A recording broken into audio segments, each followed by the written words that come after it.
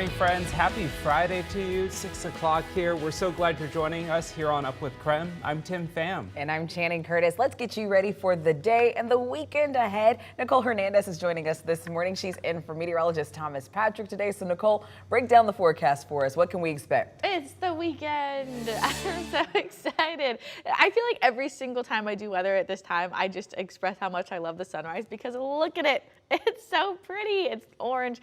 It's beautiful. That's a look out over Coeur d'Alene, of course. Looking forward, though, as that sun comes up, it's going to warm us up. Today, tomorrow, and Sunday, we are feeling like summer. That's what we have to look forward to.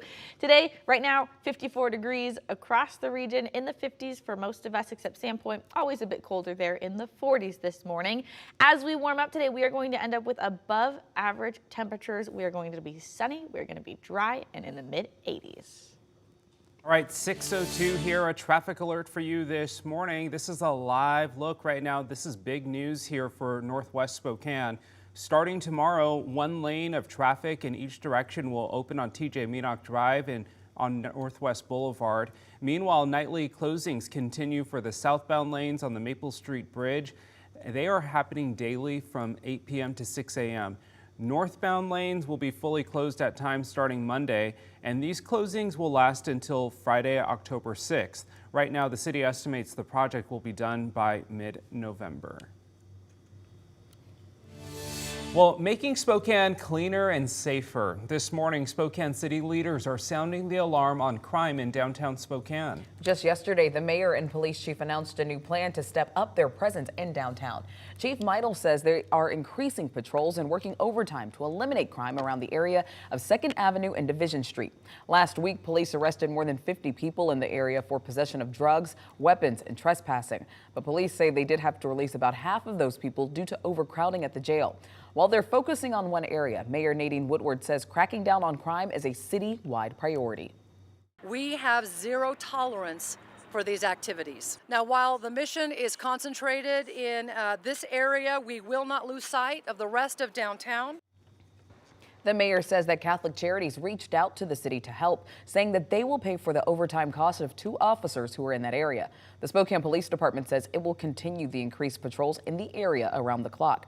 They didn't say for how long, but the mayor says there's still a lot of work to be done. Also yesterday, Spokane County Commissioner Mary Cooney delivered this year's State of the County address, highlighting the top issues the county is facing. Commissioner Cooney spoke about fire recovery efforts after hundreds of homes were destroyed nearly 1 month ago in the Gray and Oregon Road fires. Now, as Spokane County sheriffs spoke about a new tax that will appear on voters' ballots this November. Spokane County's Measure Ballot 1, billed as a law and justice proposal, would increase sales tax by 0.2%. If approved, the county would use its portion to expand the downtown jail and close the Geiger facility to move inmates into the new jail building. To help us better fund a criminal justice system that, when it is funded correctly and staffed correctly, it does lead to better outcomes for offenders. But more importantly, it prioritizes your public safety. As well as Well, a downtown Spokane apartment building has been closed by the city for dangerous and substandard living conditions. Spokane code enforcement deemed the Wall Street apartment building unsafe on August 31st, leaving an unknown amount of people displaced. But the building's owner says that the city's claims just aren't true. During a city council meeting yesterday, the council learned that the owner has filed a lawsuit against the city. I feel deeply that my rights have been violated and I have been targeted by the city. The owner is offering to have city council members come and inspect the building themselves, saying that he's willing to drop the lawsuit and work something out. Well, happening this weekend, a brand new exhibit is opening up at the Northwest Museum of Arts and Culture, and this time around, visitors can explore the world of Minecraft. So KREM 2's Brandon T. Jones got a sneak peek at everything that's on display, and Brandon, it looks like a lot of fun. So what can people who are going to the MAC expect from this exhibit? Yeah, well, Tim, Channing, you know I've really got a special place in my heart for the MAC, so I was pumped up to see this Minecraft exhibit because they've been working on it for months. As for what you can expect, you're going to learn, the kids will have fun, and you'll find 3 large galleries spanning across 2 floors. I know a lot of you out there may be asking, what even is Minecraft? Well, It's a game made up of blocks, creatures, and community. It also happens to be the best-selling video game of all time, celebrating its 10th anniversary. To honor this milestone, the MAC is bringing a 3D virtual landscape world to life.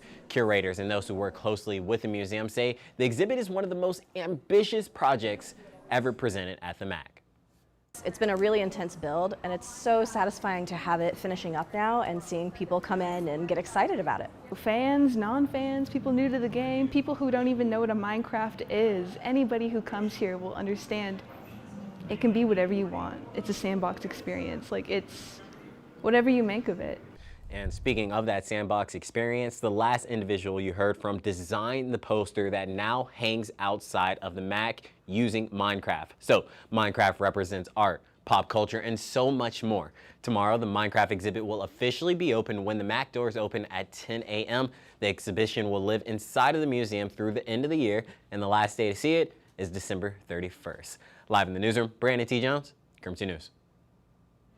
All right, let's take another look at weather now, because this weekend it is going to feel like summer, not only because it's going to be hot, but also because it's going to be nice and dry. This is our radar right now, nothing going on there, and it sticks like that for the next few days. Just nothing. Nice and dry, nice and sunny for us for this weekend.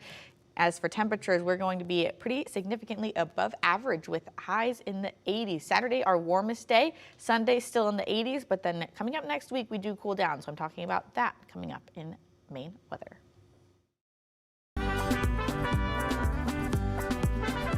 All this month for Hispanic Heritage Month on KREM 2, we're highlighting the local people, the culture, and the issues in the Hispanic community. This week, we are taking a closer look at Hispanic Heritage Month, where it began and why it's celebrated. September 15th is the first day of Hispanic Heritage Month. It's a time to celebrate the history, culture, and contributions of people whose ancestors came from Spain, Mexico, the Caribbean, and Central and South America. The remembrance has not always been a month-long observation. It actually began in 1968, when President Lyndon B. Johnson signed the National Hispanic Heritage Week bill into law. Representative Esteban E. Torres of California proposed a bill to expand the observance, saying more time was needed to properly observe Hispanic culture and achievement.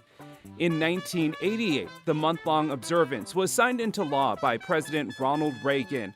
President George H.W. Bush became the first president to declare the 31-day period beginning on September 15th Hispanic Heritage Month. This is significant because it is the anniversary of independence for Latin American countries Costa Rica, El Salvador, Guatemala, Honduras, and Nicaragua. Mexico also celebrates its independence on September 16th, or 16, followed by Chile on September 18th. Throughout the month, KREM 2 will share stories of Hispanic Heritage Month. You will hear amazing stories of the people, places, and events that make Hispanic heritage so important to not only the Inland Northwest, but the nation.